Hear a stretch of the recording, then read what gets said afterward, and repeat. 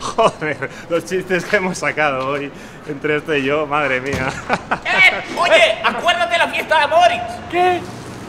¿Pero qué quieres, hombre? Que estaban dándome parado. ¿Qué pasa? El sábado 28, que hacemos la fiesta en la fábrica Moritz, que es nuestro aniversario, que hacemos 8 años, que va a ser un fiestón. Hombre, ya, ay, claro, cómo se me había olvidado, pero, ay, por favor, pues si también, claro, somos tú y yo, somos los dos. Somos los protagonistas. Que no has visto que me estaba yendo, que no me acordaba de la fiesta. Gracias por recordármelo. Madre mía, si es que tienes una cabeza. Oye, ¿y qué habrá? ¿Habrá cerveza, por ejemplo? A ver, es una puta fábrica de cerveza. Habrá una sábana de cerveza para la peña. ¿Y qué más? ¿Habrá movida? ¿Habrá bailoteo y tal, no?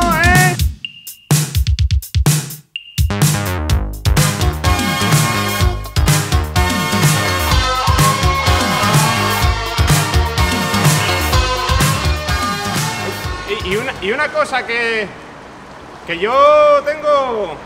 Yo tengo 1,20 € como mucho. Eso ya me vale para entrar en la fiesta. Nada, sí, es gratis. ¡Es gratis! Es gratis. Uy, por No favor, solo tú y yo, es es gratis todo el mundo. Todo esto yo ya lo sabía, porque la he organizado yo también la fiesta, pero gracias por recordármelo. Me voy ya, Venga, nos vemos en la fiesta.